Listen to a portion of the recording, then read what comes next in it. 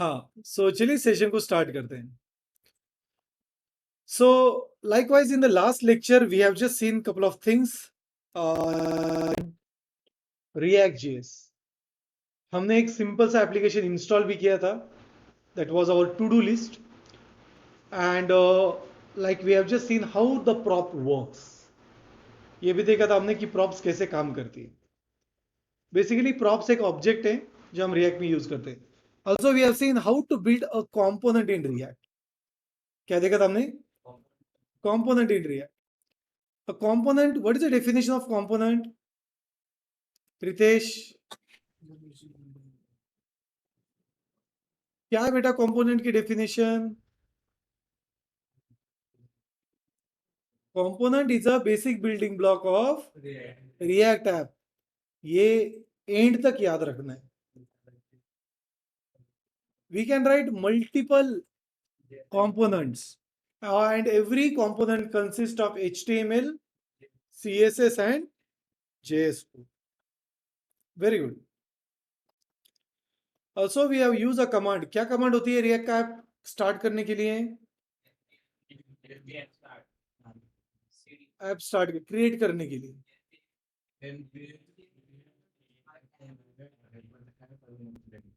npx create react app or app.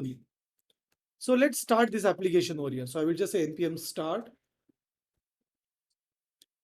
This will start my React app. It will take a bit time. So now what are the agenda or what is the agenda of today's lecture? आज हम क्या पढ़ने वाले उसे थोड़ा समझ लेते हैं. So in today's lecture we are going to see states. What we are going to see? States. Then we are going to see events. क्या देखने वाले हम? Events. And we are also going to see about rendering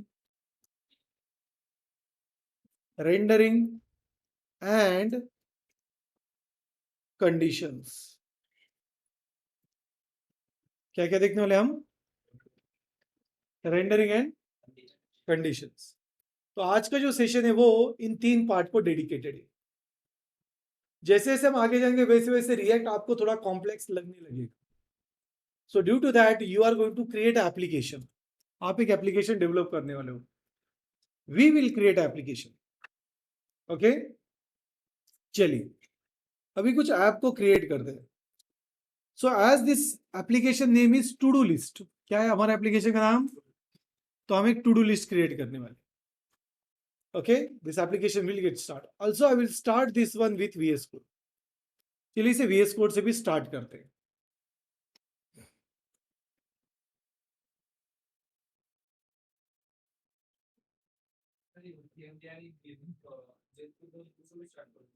हाँ,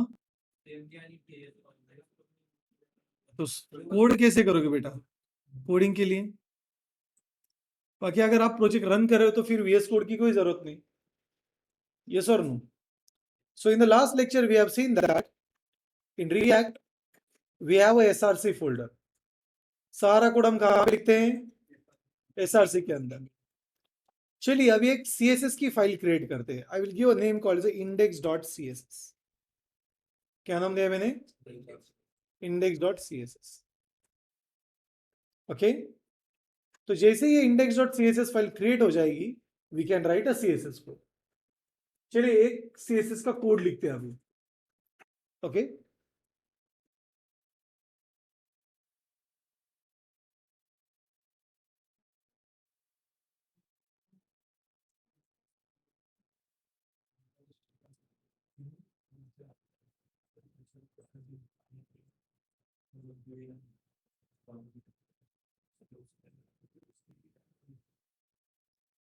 so let's start or let's design it. तो यहाँ पे मैं लिखूंगा like CG danger. Okay, this is the text which I will use. Then the next thing is I will just say background color as red. और मान लेते हैं कि मुझे ये CSS को सॉरी CSS का क्लास यूज करना है app.js में, या फिर किसी भी कंपोनेंट में मुझे वो यूज करना है। So what we can do, हम एक ग्लोबल CSS लिख सकते हैं, जैसे index.css है, ये ग्लोबल CSS है। तो कैसे लिखेंगे हम उसे, या फिर कॉल करेंगे, वी विल से इंपोर्ट, और डायरेक्टली उस फाइल का नेम देंगे। कहां पे वो, ./index.css। तो देखिए कोई भी CSS की फाइल कैसे कॉल करनी है, इंपोर्ट और डायरेक्टली फाइल का path. Now if I go to the app.js, यहां पे मैं वो क्लास ऐड कर सकता हूं, लेकिन क्लास ऐड करने के लिए हमें क्लास नेम ये एट्रीब्यूट यूज करना पड़ता है, क्लास नेम, क्योंकि ये वर्चुअल डॉम है, और वर्चुअल डॉम ये हम JSX यूज कर रहे हैं। JSX मतलब JavaScript and XML।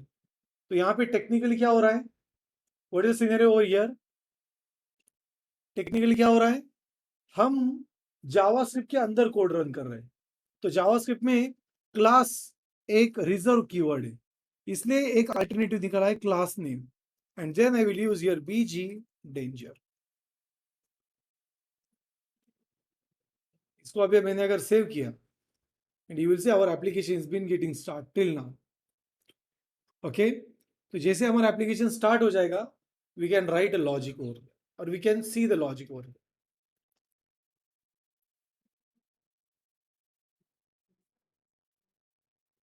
So also I will shift this one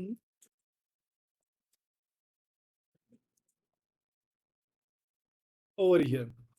Okay, and yeah, let's wait for a few minutes guys, because ये start होने में थोड़ा समय ले रहा है। So let's wait for a minute. Yes, so now our app is actually working very very perfectly. तो यहाँ पे आप देख सकते हैं कि हमारा ऐप प्रॉपरली वर्क हो रहा है। So if I just go to the code and simply if I add this class name, that is BG danger, अगर मैंने फिर से उसे ऐड किया, you will see one thing, that this second one will also get a red color. Okay, so my here system is taking a bit time, so let's wait for a minute. So see, it works, work हो गए। So what it means that जब भी आप कोई code run करते हो, तो देखिए कैसे हमने वो CSS ऐड की, हमने एक index.css फाइल क्रिएट की है, उसको मैंने index.js में अटैच किया, और फिर index.js के अगेंस्ट में कोई भी कंपोनेंट हो अभी आप उसे यूज कर सकते हो। यही मैं CSS डायरेक्टली यहां पे भी यूज कर सकता हूं, class name BG danger, and you will see this one also will work. अब दोनों वर्क हो जाएंगे, बिकॉज कंपोनेंट दो जगह पे यूज हो रहा है। समझ में आ रहा है एवरीवन? CSS, very good.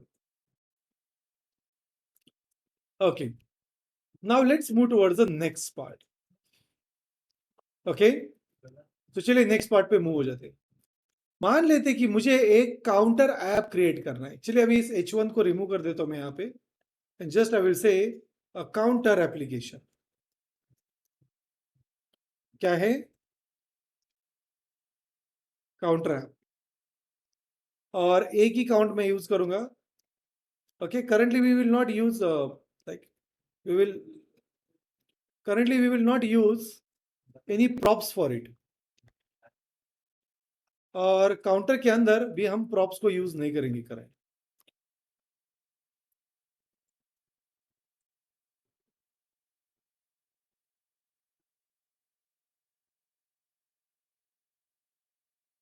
तो जस्ट आई विल इसे रिमूव कर दूं ना, कोई प्रॉब्लम नहीं ना? Okay, so let's remove everything. तो मान लेते कि मेरे पास एक वेरिएबल है लेट काउंट। क्या है वेरिएबल का नाम? और मुझे इसे प्रिंट करना है यहाँ पे, तो हम क्या यूज करते हैं, curly brackets. So just I will say count, let's save it. तो यहाँ पे आपको 10 ये दिखाई देगा, दिख रहा है? चलिए इसे सेंटर में लेके आते हैं. So what I am going to do, just I will go to the CSS और यहाँ पे मैं लिखूंगा जितने भी H1 टैग है, ओके, उनका टेक्स्ट अलाइनमेंट क्या होना चाहिए, वो सेंटर में आ जाएंगे. ओके, चलिए एक बटन क्रिएट करते हैं. क्या करेंगे, बटन. तो बटन को मैं यहाँ पे क्रिएट करूंगा, अब button, and just I will say increment. और ये दोनों चीजें मैं एक div से बाइंड कर दूंगा, सो दैट मैं यहाँ पे CSS में ऐसे लिख सकता हूं कि H1 के साथ साथ अगर div है तो वो भी सेंटर में आना चाहिए उसका टेक्स्ट अलाइनमेंट. तो आप देख सकते हैं कि ये भी सेंटर में आ रहा है. ओके, चलिए बटन को डिजाइन करते हैं. तो मैं लिखूंगा कि यहाँ पे एक बटन है, बटन का बैकग्राउंड कलर ग्रीन होना चाहिए, कलर एज अ व्हाइट होना चाहिए, पैडिंग उसमें 1 रैम और 5 रैम होनी चाहिए. So you will see it will look something like this. And also instead of 5 rem it must be 3 rem, and just I will say font size must be 1.5 rem. कितनी होनी चाहिए, हाँ. Also I will just say border must be 0, that is none, and border radius must be 30%. और ज्यादा करते हैं, let's make it 50.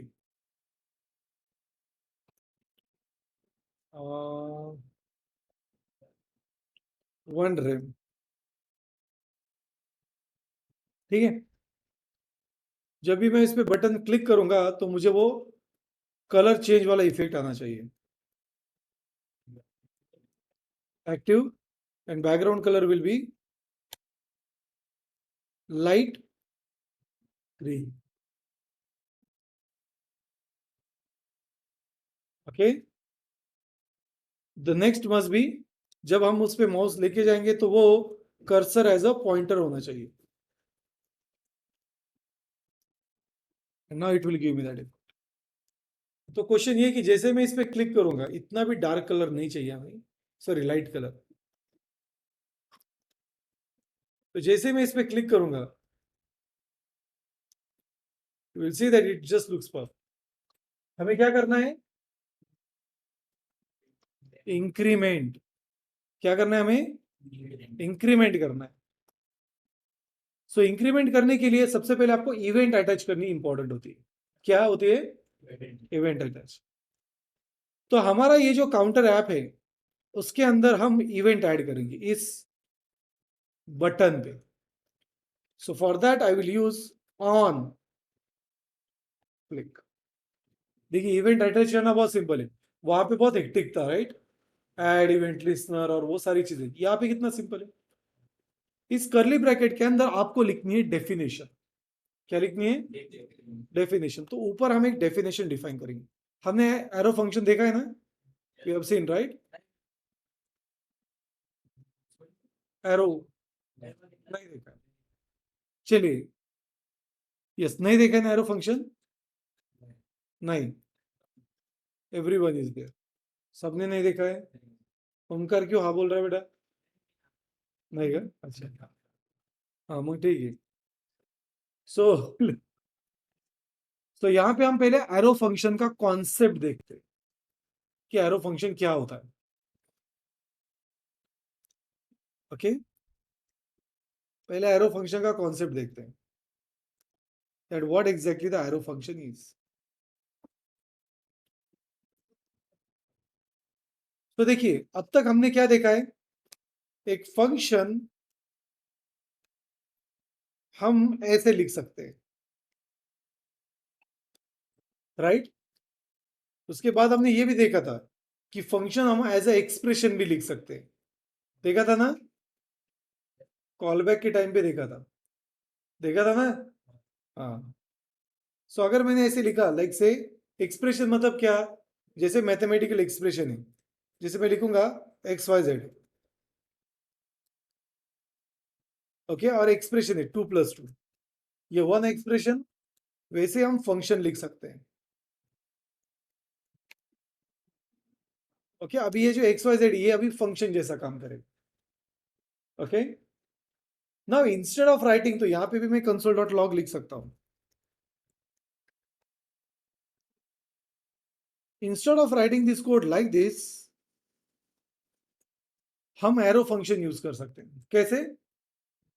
देखिए, जैसे यहां पे ये फंक्शन कीवर्ड में रिमूव कर दूंगा, और फिर बीच में ये जो राउंड ब्रैकेट है और कर्ली ब्रैकेट है, इसके बीच में मैं एरो दे दूंगा।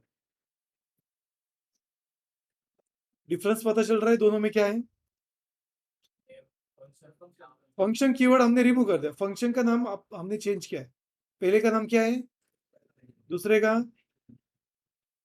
सिंटैक्स चेक कीजिए। फंक्शन असाइनमेंट एक्सप्रेशन, पहला है कीवर्ड, दूसरा क्या है वो एरो। यहां तक क्लियर है? तो बेसिकली जो एरो फंक्शन होते हैं, बेसिकली जो एरो फंक्शन होते हैं, they don't have function keyword, they don't have a function keyword.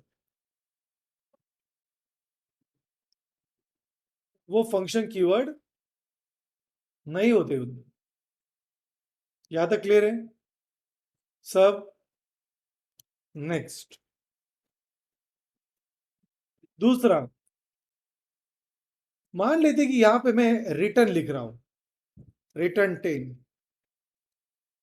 Okay, तो यही हम एरो फंक्शन में भी लिख सकते हैं। लेकिन आप मुझे बताइए, इन कर्ली ब्रैकेट में कितने कितने लाइन का कोड है? तो अगर ऐसे 1 लाइन का कोड आता है, तो आप इवन ये रिटर्न कीवर्ड भी रिजेक्ट कर सकते हैं, रिमूव कर सकते हैं। मतलब अभी लाइन नंबर 3, 4, 5 और लाइन नंबर 7 एक ही है। शॉर्टकट कब? जब सिंगल लाइन, मतलब arrow function has, we can omit और we can avoid a return keyword.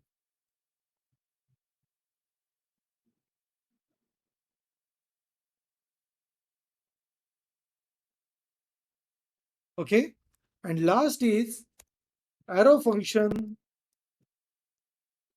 don't have their own context. arrow function में खुद का कॉन्टेक्स्ट ही नहीं होता।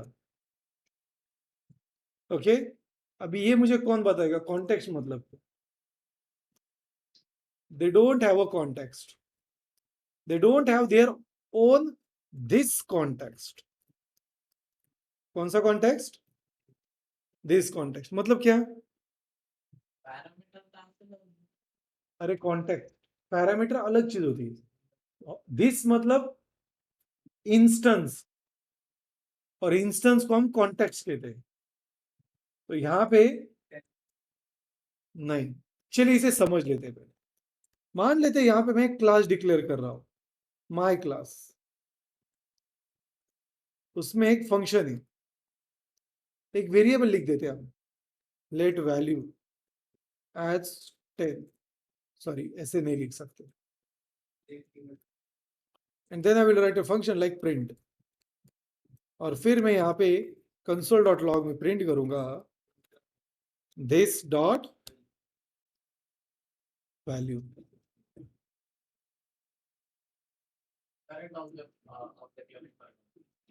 दिस किसे रेफर करेगा अभी? बराबर, यहां तक तो क्लियर है ना? चलो प्रिंट करके देखते हैं। So I will just say let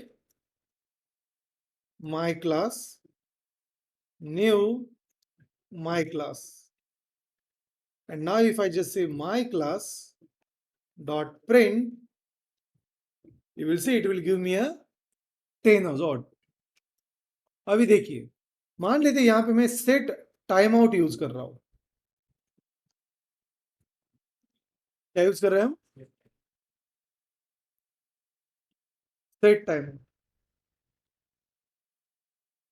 hello, अहो लेक्चर मध्ये हो 7 नंतर करतो मी. हो मी 7 नंतर करून देतो. नाही नाही काही प्रॉब्लेम नाही, काही प्रॉब्लेम नाही. हाँ, so we have a set time out. तो इस सेट टाइम आउट में कितने पैरामीटर होते हैं? पहला पैरामीटर कॉल बैक फंक्शन और दूसरा पैरामीटर टाइम. बराबर कि नहीं? अगर मैंने ये कोड इसके अंदर लिखा तो क्या आउटपुट आएगा?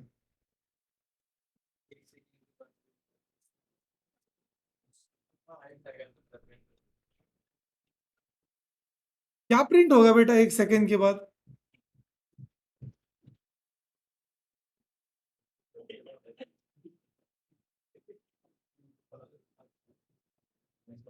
ओमकार 10. ज्ञानेश्वर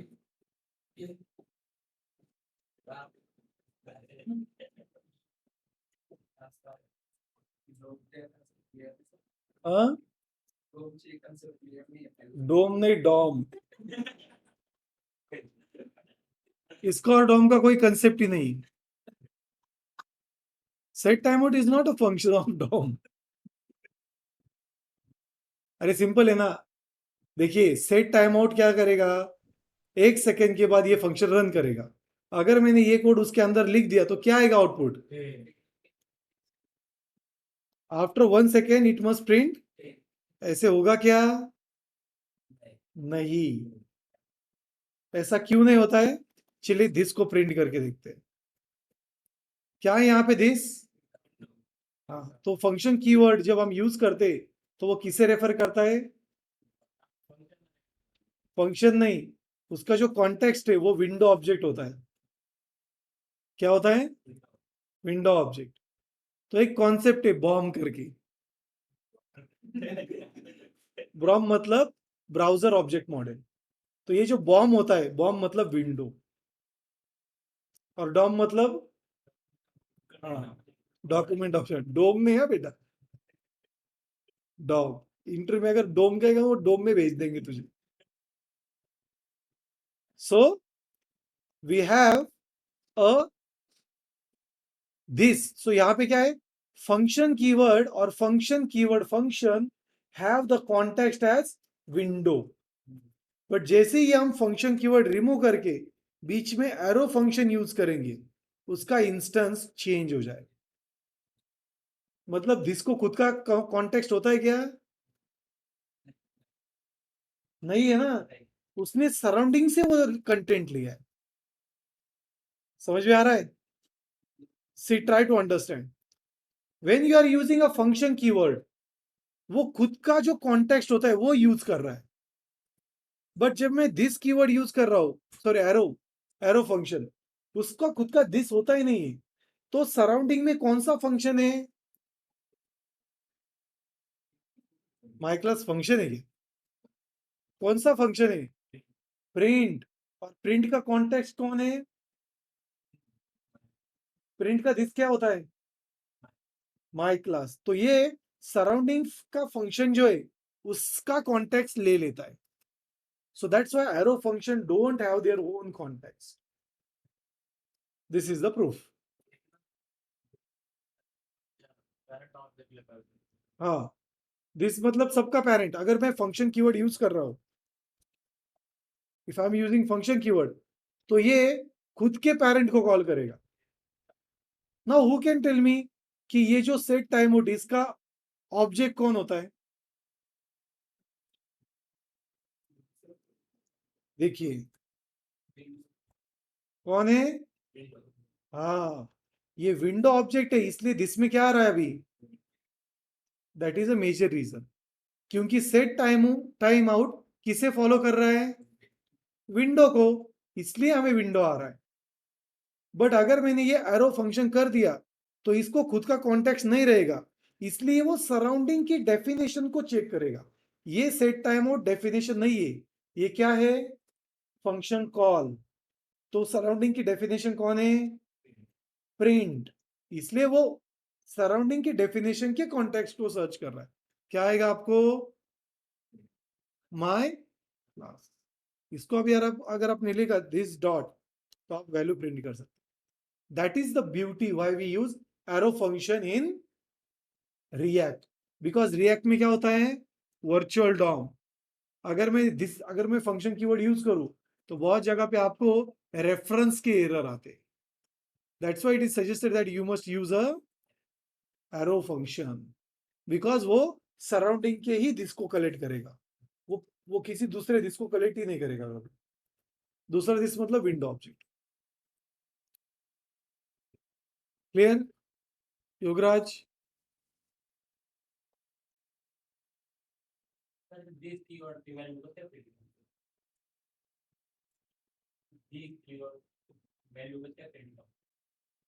वैल्यू कहाँ पे प्रिंट कर रहे हो?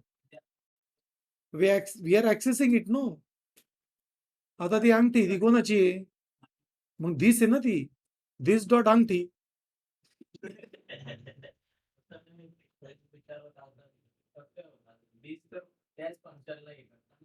नहीं रे, this see try to understand.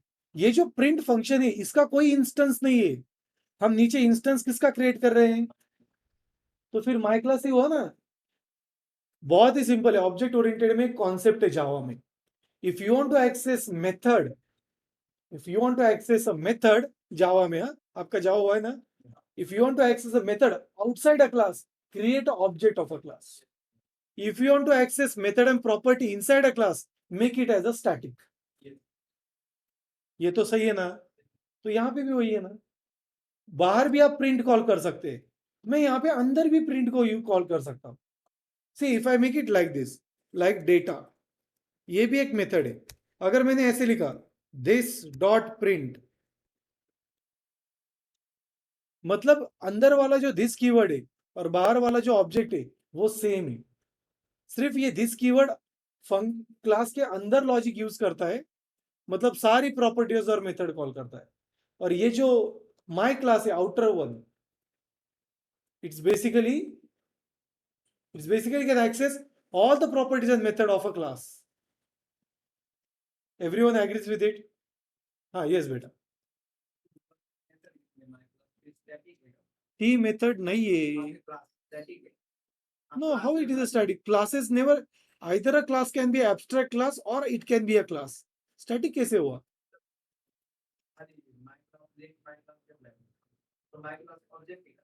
हाँ, it is object of a class, it is object of my class.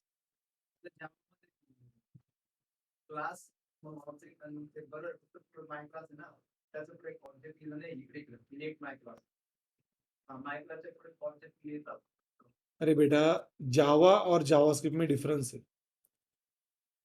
That's why I have not taught you this concept. अगर ये सिखाता तो कॉलेज के भी लेक्चर भस्म हो जाते.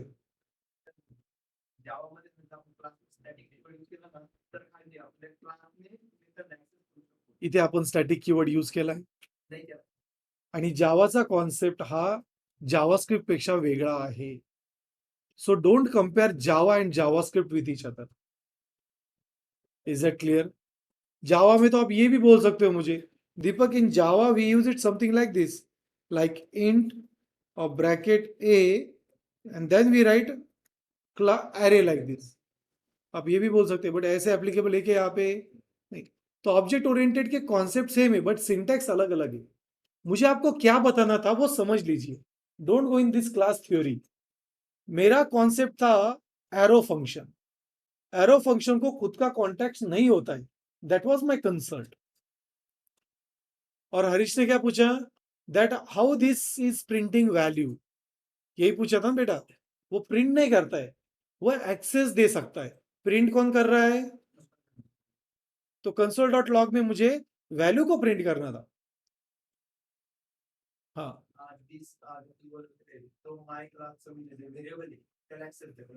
हाँ, obviously it's not a variable, it's a property. कहाँ पे? कौन सा? अरे बेटा वैल्यू झोपे देगा. Value is a property. It's a property. Basically, what is the definition of class? It's a collection of properties and methods. So properties are having values. It's like a variable, and methods are like a functions. Okay. So how it will get access that? It will give undefined. It doesn't have any access. If you want to call anything in a class, you need to use this as a keyword. It's a reference. Yes or no? जैसे हरीश की अंगठी बराबर के नहीं बेटा.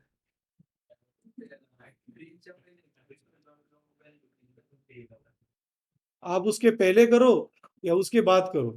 कहाँ पे? यहाँ पे. ये कैसे रन होगा? ऐसे कैसे रन होगा कंसोल में? क्लास में ऐसा कभी रन नहीं होता. अरे बेटा ऐसा रन ही नहीं हो सकता. How it will run?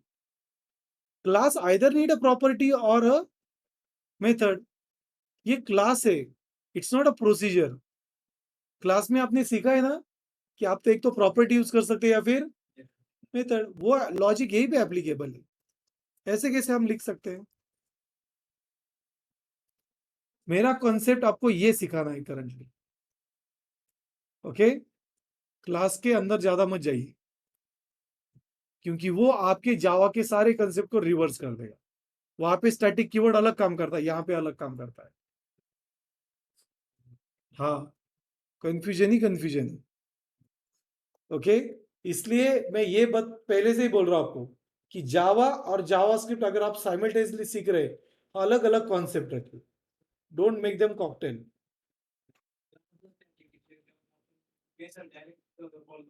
Static की. हाँ, क्लास के अंदर मान लेते ये डेटा जो मैंने लिखा है. Okay. So let's say that यहाँ पे मैंने और एक वेरिएबल प्रॉपर मेथड लिखी, लाइक से और एक वैल्यू लिख रहा हूं मैं यहाँ. So what is my value? Let's say I will just say value 1 as 20. और यहाँ पे अगर मैंने ऐसे लिखा स्टैटिक, तो इसकी मीनिंग क्या है पता है आपको?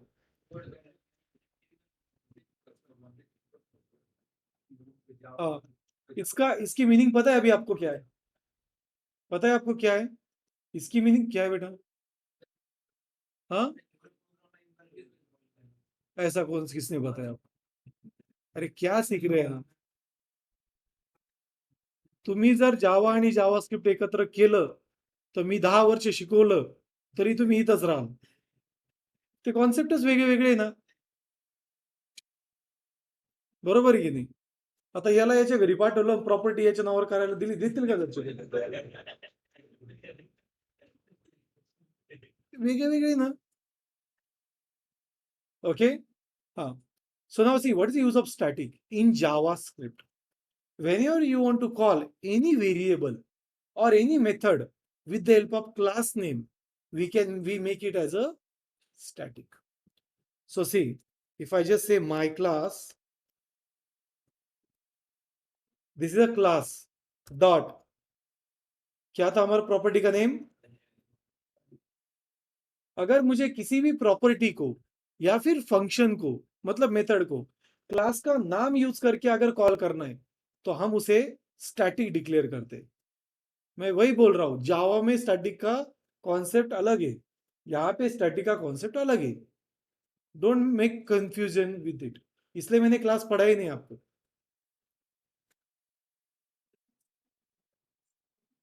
ओके. हाँ, तो ये छोड़ दीजिए कंसेप्ट जो मैं बता रहा हूं. एरो का समझ में आ गया? Arrow don't have their own context. Okay. whereas function keyword function has window as a context. Okay. Yes. So let's save this. Let's go to the code. तो यहां पे मैं एक फंक्शन क्रिएट करूंगा. So I will just say let, जैसे मुझे increment करना है, सो आई विल जस्ट से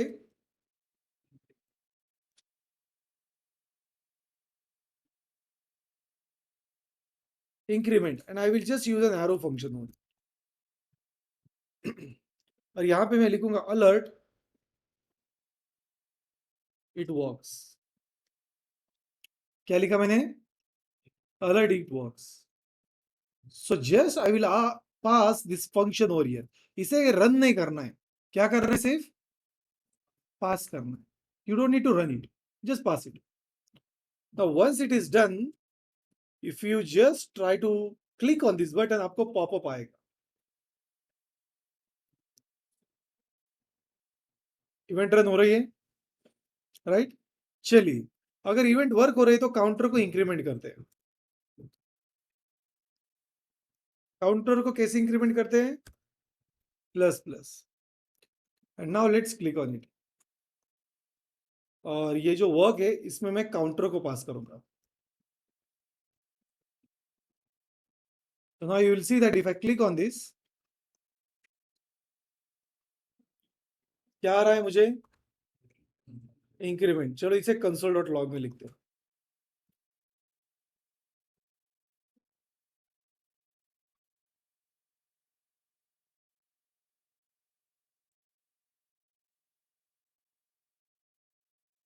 तो चलिए इसे कंसोल में मैंने लिखा. अभी अगर मैंने क्लिक कर रहा हूं तो देखिए क्या आ रहा है.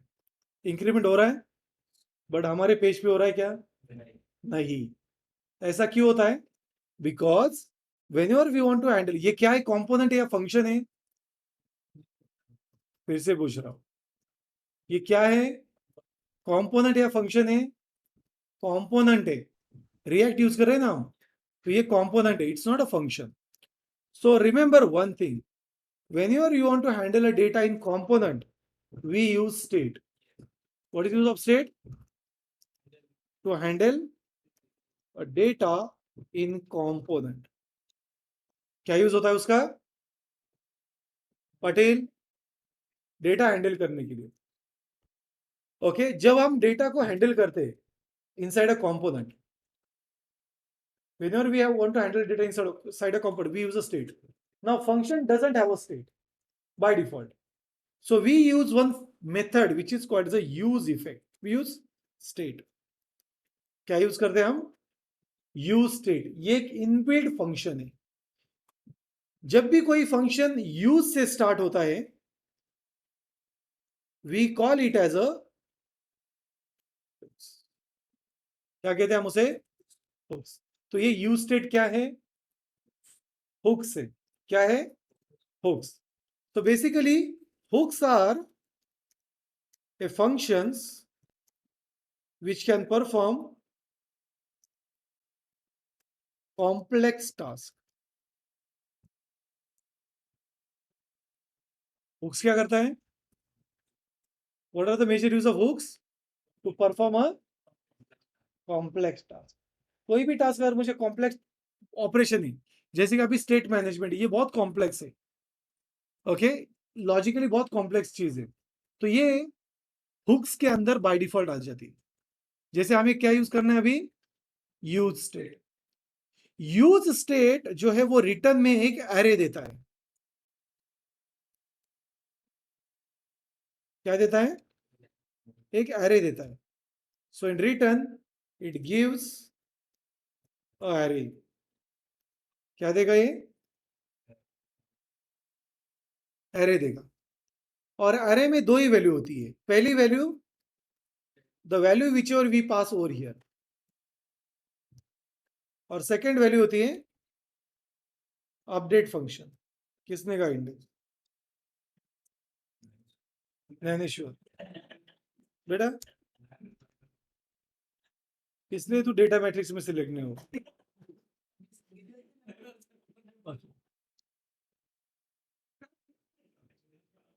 हाँ, so we have a value and update function. ये किसे अपडेट करेगा? वैल्यू को. मतलब वैल्यू खुद अपडेट हो सकती है क्या? नहीं, उसे अपडेट करने के लिए हमें फंक्शन चाहिए. ये रूल है रिएक्ट में, because react is in one way data binding. कैसा रिएक्ट का डेटा बाइंडिंग? One way. वो जो वैल्यू होती है वो सिर्फ डेटा दे सकती है, खुद को अपडेट नहीं कर सकती. अपडेट करने के लिए क्या यूज करते हैं हम? Update function. ओके, ये जो अपडेट फंक्शन, इसे टेक्निकल भाषा में डिस्पैच फंक्शन कहते हैं. और उसमें जो डेटा पास करते हैं वो बेसिकली एक्शन होता है. वो बाद में पढ़ेंगे हम.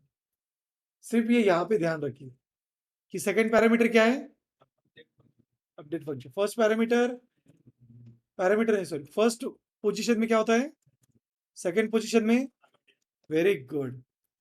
सो now if we go to the output, sorry if we go to the code, तो यहां पे मैं ये यूज स्टेट को कुछ ऐसे लिखूंगा. देखिए सजेशन आ गए मुझे, डायरेक्टली मैं हिट कर सकता हूँ, वो इंपोर्ट हो जाएगा. ये क्या है हमने पढ़ा इसे, ऑब्जेक्ट से अगर कोई डेटा एक्सट्रैक्ट करना है तो क्या यूज करते हैं हम, डिस्ट्रक्चरिंग. पढ़ा है ना, पढ़ा है ना, डिस्ट्रक्चरिंग पढ़ा है ना बेटा, पढ़ा है. देखिए एक बार थोड़ा पीछे, हमने डिस्ट्रक्चरिंग पढ़ा है. ओके, तो डिस्ट्रक्चरिंग में क्या होता है, हम डेटा एक्सट्रैक्ट कर सकते हैं. फिर से एक बार बताओ. Yes, very good. ऐसे रिपीट करते रहते हैं. ओके, लेट्स से मेरे पास एक ऑब्जेक्ट है,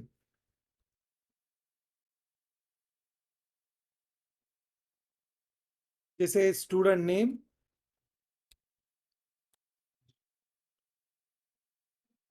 और लाइक से एज.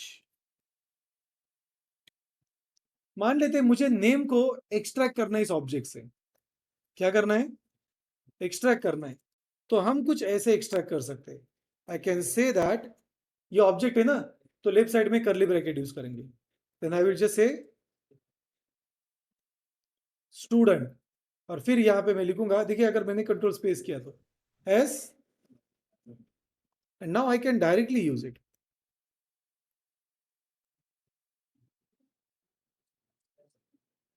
एस. अभी वही लॉजिक अगर रिएक्ट में अगर आपने देखा, तो ये कुछ ऐसा है, कहां से ये एक्सट्रैक्ट कर रहे हैं हम, रिएक्ट. सो यहां पे हम रिएक्ट का ऑब्जेक्ट भी लिख सकते हैं. Okay, we can write a React object, और फिर उसे ऐसे कॉल करेंगे, रिएक्ट डॉट यूज. बट ऐसे कॉल करना वो थोड़ा लेंदी प्रोसेस है. सो इस वजह से हम सिंपली डिस्ट्रक्चरिंग कर रहे हैं. हाँ, हाँ, क्या था, क्लियर है. So let's make it round bracket, और इसमें हमें पास करनी है वैल्यू, जैसे 10. तो मैंने वैल्यू पास कर, रिटर्न में क्या मिलेगा मुझे, कैसे काउंट मिलेगा, use state in return gives an, क्या आएगा रिटर्न में, पहली वैल्यू क्या है उसकी, और दूसरी अपडेट फंक्शन. तो ये रिटर्न में मुझे एक एरे देगा, उसकी पहली वैल्यू क्या है, वैल्यू, तो मैंने उसे नाम क्या दिया है, काउंटर. दूसरा अपडेट फंक्शन, ऐसे लिख सकता हूं मैं, अपडेट काउंट. इसे और सिंप्लीफाइड करने के लिए मैं ऐसे भी लिख सकता हूं, set count, to set a new count. Okay, तो ये भी क्या है अभी, डिस्ट्रक्चरिंग. ये पढ़ा है ना हमने.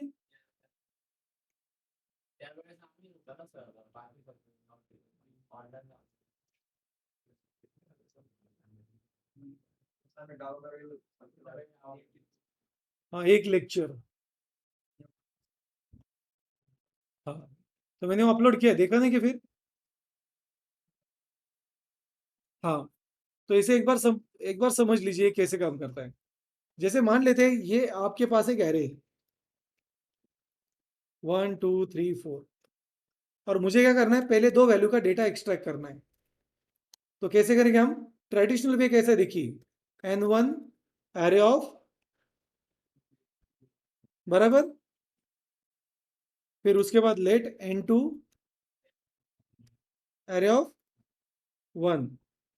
ओके, लेकिन इसको हम शॉर्टकट में कैसे लिख सकते हैं, लेट स्क्वायर ब्रैकेट. क्यों, देखिए पहले मैंने करली ब्रैकेट लिया था, बिकॉज ऑब्जेक्ट में क्या होता है, करली ब्रैकेट. यहाँ पे एरे में क्या है, स्क्वायर ब्रैकेट. तो मैं इसे एरे डिफाइन करूँ, मुझे क्या करना है, N1 यूज करना है. सो आई विल जैसे डायरेक्टली N1 कॉमा N2.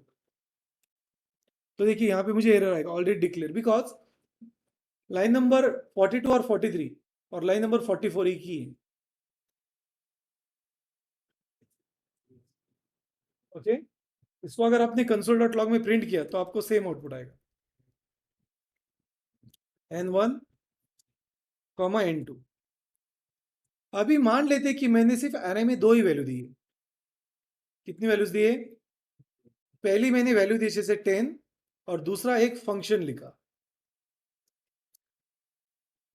तो मैं ऐसे बोल सकता हूं अभी काउंट कॉमा सेट काउंट,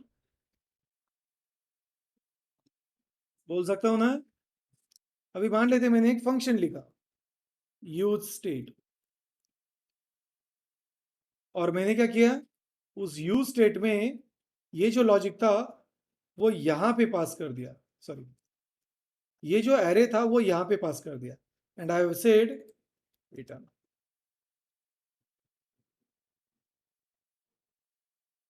ऐसे हो सकता है अभी, and then I have just run that use state. तो रिटर्न में क्या है मुझे, एरे। तो मैं डायरेक्टली अभी ऐसे लिख सकता हूं, लिख सकता हूं ना।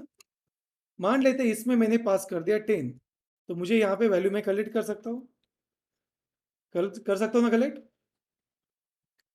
और फिर उस वैल्यू को मैं यहाँ पे पास कर दूंगा। तो अभी यूज स्टेट में मैं जो भी वैल्यू लिखूंगा वो कहाँ पे आएगी, कहाँ पे आएगी, ओके, आ गई ना, समझ में आ रहा है, समझता है क्या? बस दैट्स इट। तो यही तो लॉजिक है जो रिएक्ट यूज कर रहा है बिहाइंड द सीन। तो हम यूज स्टेट को रन करते हैं, उसमें वैल्यू पास करते हैं, ओके, और हमें रिटर्न में एक एरे मिलता है, ओके। लेकिन उनका कॉन्सेप्ट ज्यादा कॉम्प्लेक्स है, इतना भी सिंपल नहीं हो, कॉम्प्लेक्स है थोड़ा, बिकॉज उसमें स्टेट मैनेजमेंट होती है। So that's it, so we have this function with us. सो हम यहाँ पे वही कर रहे हैं। सो हम जब यूज स्टेट को रन करते तो रिटर्न में क्या मिलता है, अरे। अब ये सेट काउंट को मैं यहां पे कुछ ऐसे रन करूंगा, set count what ever the value of count was, make it A +1, and now the magic will run.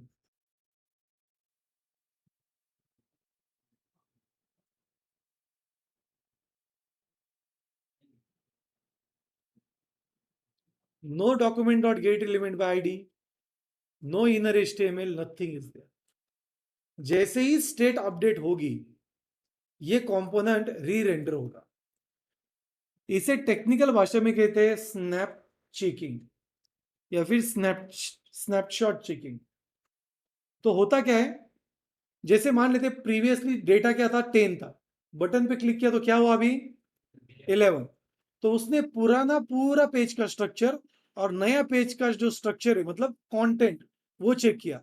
उसे कहां पे अपडेट मिली, काउंट पे। तो काउंट हमने H1 एलिमेंट में लिखा है, तो ये सिर्फ उसे ही अपडेट करता है। तो वर्चुअल डॉम में ओल्डर स्नैपशॉट और एक न्यूअर स्नैपशॉट होता है। जैसे न्यू स्नैपशॉट मिलेगा वो ओल्डर से कंपेयर करता है। जैसे मान लेते मेरे पास समर्थ की एक इमेज है, और उस इमेज को मैंने क्या किया, उसमें कुछ चेंजेस कर दिए। जैसे अभी ये जो टी शर्ट पहन रहा है ये ब्लैक कलर का है, थोड़ा सा ब्लैक है, राइट। बाकी कलर कौन सा है ये, येलो है, डार्क येलो। मान लेते कि ये डार्क येलो है, तो मुझे इसे डार्क ब्राउन करना है। सो अगर मैंने इसे डार्क ब्राउन किया, if I just show both of the images, तो आप डिफरेंस चेंज करोगे ना, you can check the difference, compare कर सकते हो ना आप, कौन सी चीज चेंज हो गई है। तो जस्ट वर्चुअल डॉम भी यही काम करता है। जैसे ही उसे स्टेट में चेंज मिलेगा वो सिंपली क्या करेगा, पुराने और नए कोड को चेक करता है, and then it updates only that particular portion. मतलब रियल डॉम में पूरा पेज रेंडर होता है क्या, नहीं, सिर्फ उतना कंटेंट। ये आप यहां पे भी देख सकते हो, सी जस्ट उतना ही एरिया वो अफेक्ट कर रहा है। और रिएक्ट में डेटा एब्स्ट्रैक्शन का कॉन्सेप्ट है। बटन के ऊपर क्लिक इवेंट दिख रही है आपको, दिख रही है क्या, दिख रही है, झोपलेक का है। अरे बटन के ऊपर क्लिक इवेंट है क्या अभी, फंक्शन कुछ दिख रहा है क्या? हाँ, इसे कहते हैं data abstraction, hiding a data from a user. So we get a good data abstraction also, because आपके रियल डॉम में वो कोड ही नहीं आता जो वर्चुअल डॉम में, और ये सारे इवेंट वर्चुअल डॉम में ही ऑपरेट होते हैं. इन्हें टेक्निकल भाषा में सिंथेटिक इवेंट कहते हैं. सिंथेटिक मतलब क्या? डमी. Synthetic event. ओके, यहां तक क्लियर है? सिंथेटिक फ्लावर देखे ना बेटा तूने? 12 महीने है रे. हाँ. Okay, synthetic. So basically these are called as synthetic events. यहां तक क्लियर है सब? So this is how the state works. कैसे वर्क होती है state? So we declare a state, we declare a state, okay, with the help of function called the use state. उसमें मैं value pass कर देता हूं. We are pass the value. जैसे हम वैल्यू पास करते हैं, रिटर्न में स्टेट एक एरे देगा. एरे में दो ही पैरामीटर होते हैं, तीन नहीं, दो ही होते हैं. पहला पैरामीटर वैल्यू, दूसरा पैरामीटर. पहली बार जो भी वैल्यू आप पास करते हो वही उसे मिल जाती है, लेकिन जब आप वैल्यू को अपडेट करोगे, वर्चुअली वो वैल्यू अपडेट हो जाती.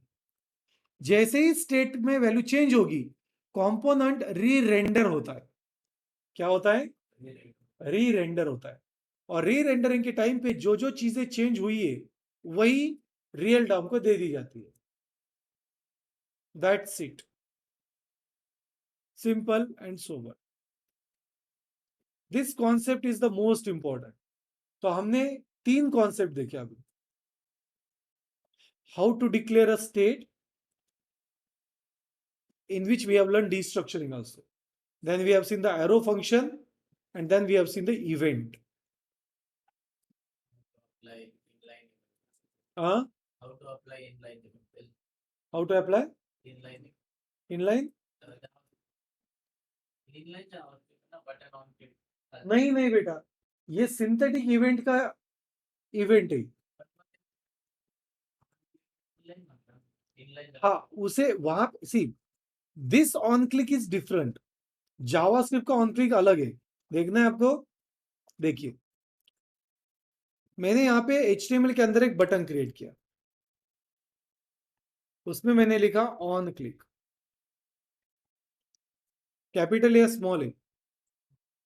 स्मॉल है. अगर माउस होल्ड कर रहा हो तो सी, a pointing device button has been pressed and released on the element. Okay, ये मुझे अलग इंफॉर्मेशन दे रहा है. ये रियल डॉम की इवेंट है. यहां पे जो हम कर रहे हैं ये एक्चुअल वर्चुअल डॉम की इवेंट है. देखिए, React DOM dot sorry React dot DOM attributes button HTML button element on click. तो ये एक अलग ही इवेंट है, इसे सिंथेटिक इवेंट्स कहते हैं. तो ये इनलाइन ही है आपके भाषा में, बट ये रियल डॉम की इनलाइन जैसे नहीं है. इनलाइन में, रियल डॉम की इनलाइन में यहाँ पे हमें फंक्शन रन करना पड़ता है, यहाँ पे फंक्शन डिफाइन करना पड़ता है. कर्ली ब्रैकेट में ही, ऐसे नहीं चलेगा. It will give an error.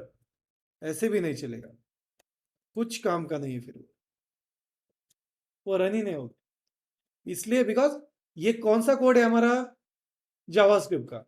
तो अगर जावास्क्रिप्ट का कोड अगर आपको रन करना है तो क्या रूल है JSX में? That's it. Simple and sober. सब क्लियर है?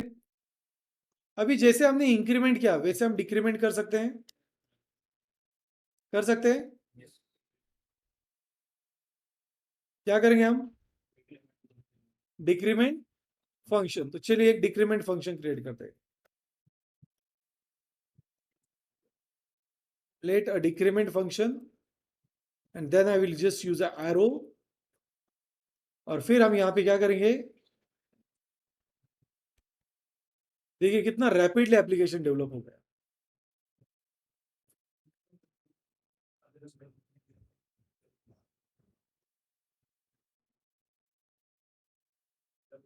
So let me refresh this. Increment, decrement. मतलब बहुत ही सिंपली आप मिनिमम टाइम में एक प्रोजेक्ट डेवलप कर सकते हैं, ज्यादा टेंशन लेने की जरूरत नहीं। डेटा हैंडलिंग का आपको टेंशन ही नहीं लेना है, स्टेट जैसे चाहे वैसे उसको हैंडल कर लेती है, आपको सिर्फ डेटा चेंज करना है जब भी ऑपरेशन परफॉर्म करना है।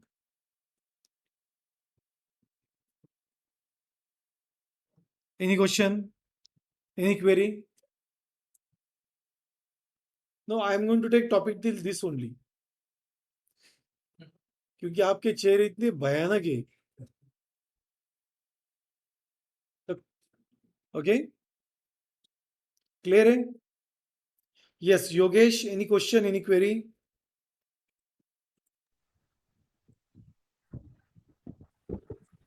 Yes Shubham? No, sir. Okay fine. So what is the use? क्या होता है यूज स्टेट का? It is basically use to handle a data. It is basically use to handle a data. Okay, everyone is clear? Concept समझ में आ गया? Concept समझ में आ गया क्या? अरे हाँ या नहीं तो बोलो। हाँ बेटा, अगर आपको रिएक्ट में देखिए, ट्राई टू अंडरस्टैंड कल का लेक्चर और आज का लेक्चर और टुमारो, मतलब कल का लेक्चर जो रहेगा, ये 3 लेक्चर जिसको समझ में आ गई उसको पूरा रिएक्ट समझ में आ जाएगा। लेकिन अगर ये 3 लेक्चर नहीं समझ में आएंगे तो कुछ भी समझ में नहीं आएगा रिएक्ट। हाँ yes please ask the question.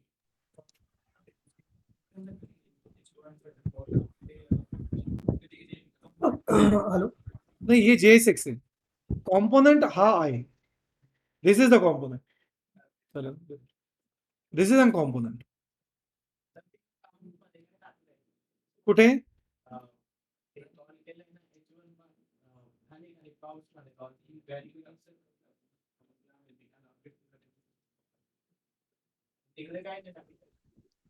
हाँ, हेलो हेलो। हाँ यस प्लीज। दीपक, ये जो अपने वैल्यू और अपडेट फंक्शन लिए, हाँ तो इसमें ये जो नेमिंग हुआ है काउंट और सेट काउंट, ये तो एज पर वेरिएबल नेमिंग अपने कुछ भी डाल सकते हैं ना? हाँ, आप देखिए, सो यहाँ पे जैसे मैंने सेट काउंट लिखा है तो आप उसे कुछ भी नाम दे सकते हो, और यहाँ पे मैंने जो 10 वैल्यू डाली उसे भी आप कुछ भी नाम दे सकते हो। So now try to understand, यहाँ पे ध्यान दीजिए, बहुत ही इंपॉर्टेंट है। स्टेट के अंदर आप नंबर, बुलियन, स्ट्रिंग, एरे और ऑब्जेक्ट, इनमें से कोई भी वैल्यू पास कर सकते हो। मतलब ऐसा भी हो सकता है कि आपका जो स्टेट है वो प्रोडक्ट की लिस्ट हो सकती है, ऐसा भी हो सकता है कि वो एक ऑब्जेक्ट हो सकता है, ऐसा भी हो सकता है कि वो एक बुलियन वैल्यू हो बटन टॉगल करने के लिए, ऐसा भी हो सकता है कि वो एक नंबर हो, कुछ भी हो सकता है। इनमें से कोई भी डेटा यूज स्टेट में एक्सेप्टेबल है। Okay yes. और ये जो yes import use state from react और ये इनबिल्ट फीचर है, सो वहां से हम लोग रिएक्ट से सीधा इंपोर्ट किए यहाँ पे। कौन सा इंपोर्ट बोल रहे हैं आप? या नहीं, ये रिएक्ट का फीचर नहीं है, दिस इज ES6 फीचर। नहीं नहीं, ये जो यूज स्टेट हमने रिएक्ट से लिए है, हाँ ये इनबिल्ट लाइब्रेरी है ना, यस यस इसके थ्रू ही रिएक्ट, पास हुआ ना। yes basically react is a inbuilt library which we have installed, okay, और उसमें से हम use state को यूज कर रहे हैं। सो ये use state बेसिकली react का फंक्शन है। Okay. Yes Yograj, any question? You can ask again अगर आपको क्वेश्चन है। यस प्लीज समर्था। हाँ, पहले टाइप नहीं करना, टाइप भी कर रहे क्या आप? अरे पहले ये समझ लो, साइड बाय साइड कोडिंग मत करो। हाँ यस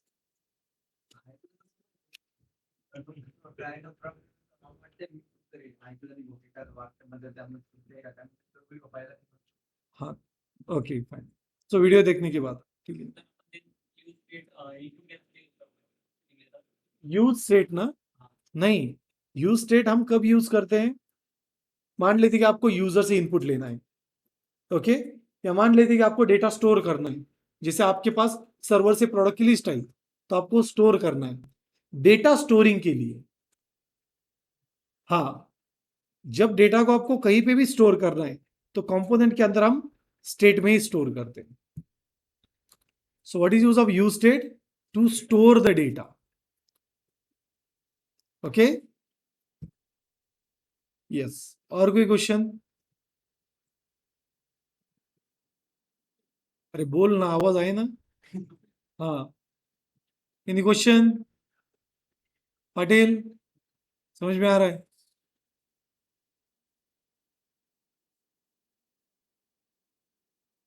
झोप येऊ राहिली तुला? काय नाही हो माऊली, समजलं? समजलं का? कशामध्ये? app.js, उसमें सिर्फ ये कंपोनेंट कॉल किया है, कॉल करो ना, तो फिर कैसे रन होगा? तिकडून द्या इंडेक्स डॉट जेएस मध्ये पण आपण index.js मध्ये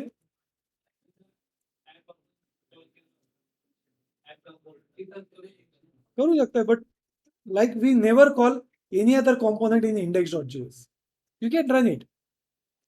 You can call all the component in index.js, but we don't do it. Any other question? Geetoday?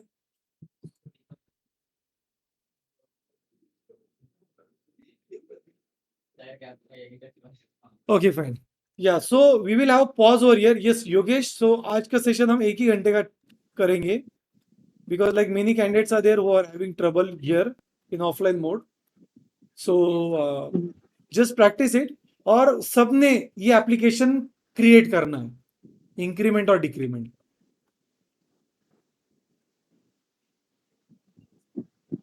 Okay, is that clear to all of you? Online, offline member. So सबने complete करना है, okay? Fine. So I'm just stopping the recording over here.